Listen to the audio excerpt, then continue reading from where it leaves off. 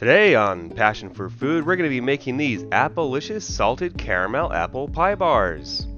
These are surprisingly easy to make and just crazy delicious, so let's peel on out of here and get started.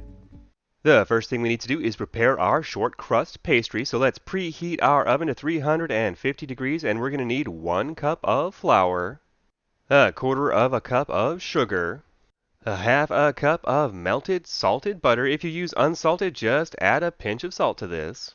And about 1 teaspoon of vanilla extract. And that's it. We just want to give this a quick mix. I know it really is a short recipe.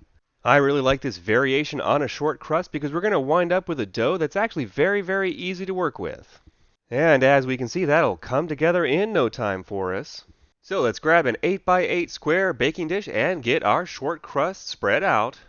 And even if we're using a non-stick pan, I do recommend covering this in parchment paper or foil, preferably parchment paper. That way there's nothing barring us from pulling this out later. So let's get our short crust in here and get that evened out. Which is going to be super easy because this is such a nice pliable dough. A lot of short crust recipes I see involve cold butter and you wind up with a kind of crumb mixture that you then have to press out, but it's much harder to get that even. But this softer melted butter version just spreads like a dream. Once we have that nice and even, we do need to bake this for about 20 minutes at 350 degrees. So while that's baking, let's go ahead and get our apple pie filling ready. So let's cut to the core here, and I'll show you how to easily remove an apple core. We just want to slice straight in half, and then with a small spoon you can just go around the center and pop out those seeds. And if you're a bit of a perfectionist, you can use the same spoon and just remove that top and bottom bit as well. That's not super critical. Doing it this way, you get the most apple out of your apples. If you use that technique where you're just cutting off the 4 sides, you're actually wasting a lot of apple. There's not that much core really, only a couple of seeds and a little bit of fiber, so we can just pop that straight out. And as for the apples, I'm going to be using 3 medium-sized Fiji apples today, but you can use whatever sort of apple you have on hand.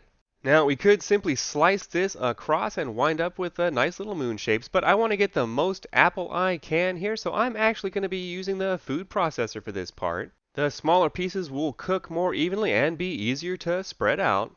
So let's just give those a super rough chop and into the food processor we go. And we just want to take these for a spin for a couple seconds. You want to pulse on and off. We don't need to do too much. We're not looking for a paste here. You can see everything banking up on the sides. That's how you know you're finished. You can see the overall size we're looking for here. About 1/4 of an inch. It doesn't have to be exact. Anyway, so now that we have our apples, let's turn it into apple pie filling. It only took me about a minute to set up this shot, but the apples had already started turning a little brown, but that's alright. To the apples, we're going to add the juice of about half a lemon. I like squeezing it with the cut side up. That just helps prevent the seeds from going into our apple mixture. We're looking for about a tablespoon here. To that, we're going to add 2 tablespoons of granulated sugar, 2 tablespoons of all-purpose flour, along with 1 teaspoon of ground cinnamon. I'm just going to kind of eyeball that. And about 1/4 of a teaspoon of ground nutmeg. At which point we just want to give this a mix and get everything thoroughly combined. So let's set that aside and prepare our strudel topping. So into my food processor I'm going to go in with half a cup of rolled oats, 1/4 of a cup of all-purpose flour, 1/3 of a cup of packed brown sugar, about a half a teaspoon of ground cinnamon. You can see I'm measuring super carefully. And lastly, 1/4 of a cup of cold butter. I'm just going to cut this in here to make it a little faster. And we just want to process this all together until it comes together into like a kind of a wet sand-like consistency. I actually temporarily disabled the safety on my food processor so I could give you a little window from the top here. I definitely don't recommend you do that at home. You can see this is the texture we're looking for. It should stick together a bit but still be kind of crumbly.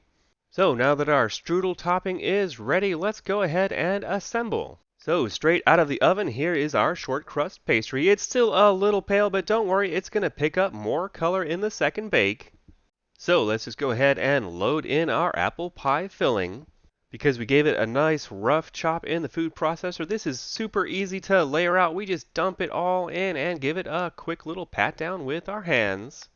If we had simply sliced the apples, laying them out would take a bit longer and you'd probably wind up with a couple of air pockets, but that would be okay too. So let's just go ahead and top this with that strudel topping. We just want to crumble that on with our fingers, getting it as even as we can. But it will melt down and kind of even out a little as it bakes. And by the way, you could substitute in pretty much any fruit you want here for this middle layer.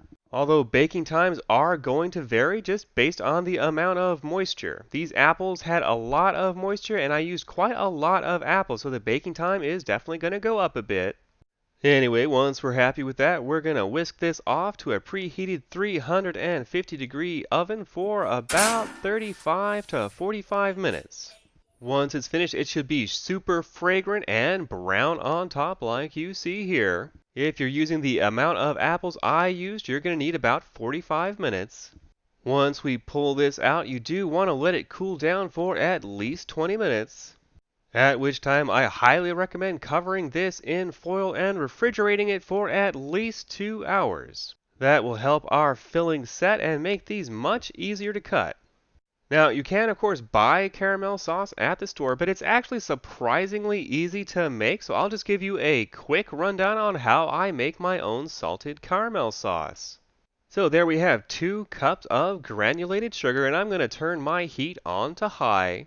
And I'm going to add around 1 cup of water. The amount of water doesn't really matter, just enough to get the sugar nice and wet. You know, I really love that show, The Great British Bake Off, but it seems like people are always screwing up the caramel sauce on that show, and I really don't know why, because it's actually very easy. Before things get bubbling here, you just want to give it a quick stir just to make sure there's no big clumps sticking to the bottom. And here's the trick, you guys. Once you see it start to bubble away like that, instead of brushing down the sides or something silly like that, I see everyone trying to do that. Don't do that. That's a waste of time. All you want to do is slap a lid on the pot. As that water boils off, it's going to generate a ton of steam, which is going to dissolve any stray crystals that we might have along the sides of the pot. So once we see steam boiling out around the sides, we're safe to go ahead and pull our lid off. And this is the part where a candy thermometer or probe thermometer will come in very handy. I'm going to be using a probe thermometer just because I can set a temperature that I want an alarm for with this thing. But you want to make sure it's not touching the bottom of the pot. You'll get a falsely high reading that way. So at this point, we just want to boil this mixture until we reach a final temperature of 340 degrees Fahrenheit. You don't really want to stir this or mix it around until it reaches at least 300 degrees, at which point the crystalline structure has broken down enough that you can stir it without risking any crystallization. So once we reach 340 degrees, we're going to go in with 1 cup of heavy cream. Yes, that's 2 parts sugar to 1 part heavy cream. We do want to watch out. This is going to bubble up rather violently, so I'm going to pull it off the heat and just get that mixed in. At which point we want to give this a final simmer for 2 or 3 minutes, keeping in mind the longer you simmer at this point, the thicker your final caramel sauce will be. And this is salted caramel sauce, so I'm going to go in with about 1.5 teaspoons of sea salt. But that's it, our salted caramel sauce is ready. So let's grab a plate and go ahead and give these a try. We can see that apple filling has set up perfectly and that short crust has a beautiful brown color. Now normally I would recommend drizzling caramel over the whole pan and then refrigerating it. But because I'm doing this on film, I really wanted to capture that melty caramel being drizzled over these beautiful pieces. Besides, who doesn't love hot molten caramel?